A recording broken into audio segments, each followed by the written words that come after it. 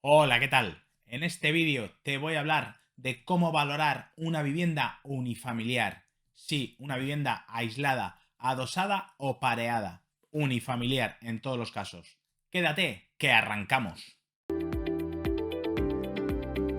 ¿Qué tal? Mi nombre es Juan Sastre y en este vídeo te voy a hablar de cómo valoro viviendas unifamiliares. Sí, ese tipo de viviendas que son, por sus elementos constructivos, son características y que hay que tener muy presente qué elementos o qué atributos son los que suben o bajan el valor de ese inmueble.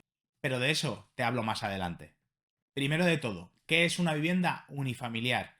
Pues precisamente lo que te he dicho anteriormente. Aquellas viviendas que están aisladas, adosadas o pareadas a otra vivienda. Son viviendas en planta baja y son, por sus características, inmuebles muy reconocibles, inmuebles muy solicitados. Más aún después del paso por la pandemia que estamos pasando o que hemos pasado recientemente. Su tipología y su construcción hacen de ellas que sean viviendas muy apetecibles y sean viviendas muy confortables. Eso hace también que el valor de las mismas sea mucho más elevado que, por ejemplo, una vivienda a piso o que, por ejemplo, una vivienda en un terreno rústico. ¿Qué elementos son los que se valoran en una vivienda unifamiliar? Bueno, primero de todo, como vas a entender y como es lógico, su superficie. Cuanta más superficie tenga, más valor va a tener ese inmueble.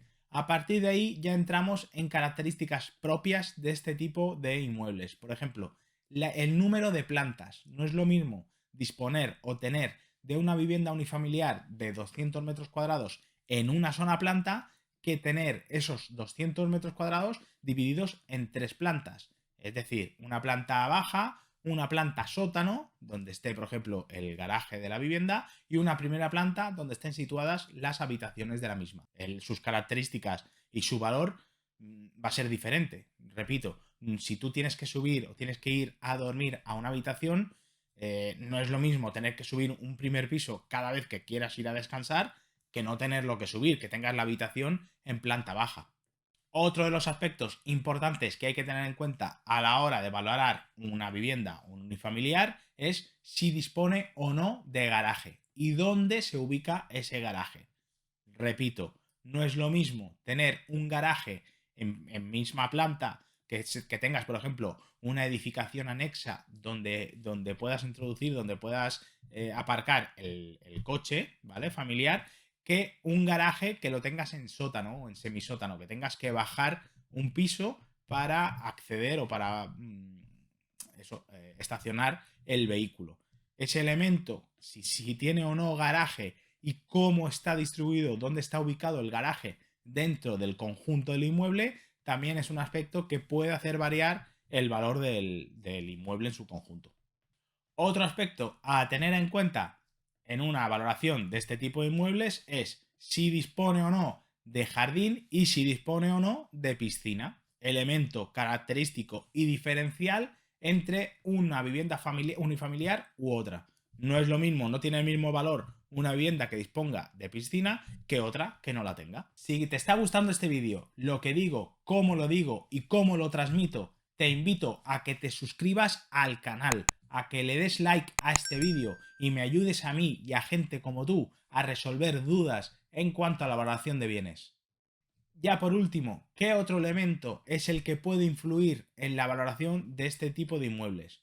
Pues el hecho de que tenga o no un trastero y el hecho que tenga o no elementos anejos, es decir, construcciones anejas a la principal, a la propia, a la inmobiliaria, a la que llevamos a cabo la vida en común o la vida de la habitabilidad de ese inmueble. Es decir, tenemos un inmueble de 200 metros cuadrados, un chalet unifamiliar, pero aparte, además de ese inmueble, tenemos una construcción aneja en la parte de atrás del jardín que la usamos como trastero, como almacenaje de herramientas, como sí, habitación para la maquinaria de piscina. O sea, todos esos elementos anejos, construcciones anejas al principal, también hay que darle un valor y también tienen un valor.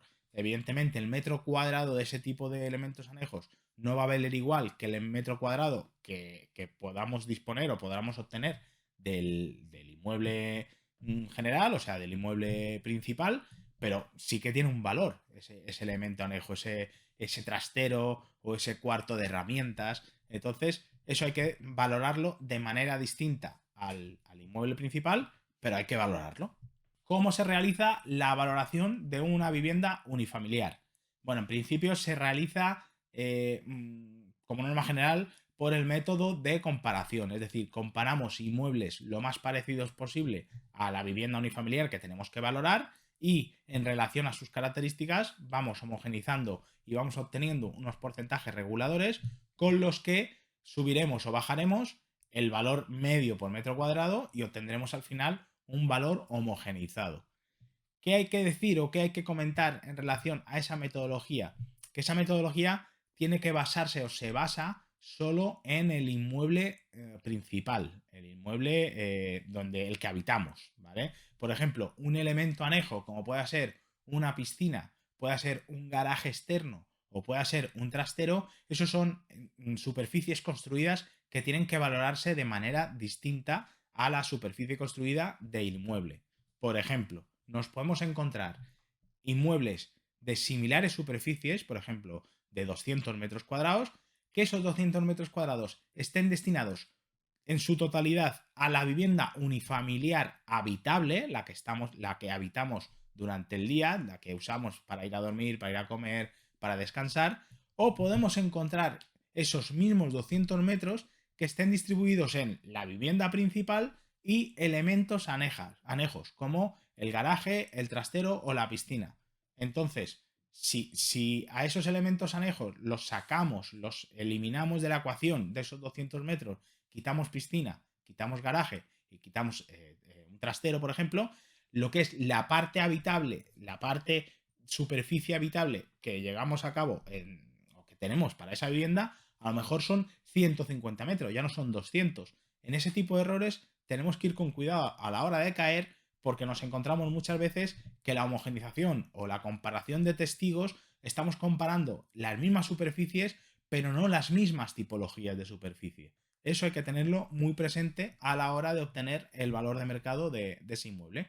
Bueno, y hasta aquí el vídeo de hoy. Espero haberte resuelto dudas en relación a la valoración de viviendas unifamiliares. Si aún así te quedan dudas, puedes hacérmelas llegar a través de la caja de comentarios de aquí abajo o a través de mi página web www.gabinetesastrevidal.com. Si aún así no lo consigues localizarme, puedes hacerlo a través de mis redes sociales. Me encontrarás como Juan Sastre, perito tasador. Será un placer ayudarte. Un saludo.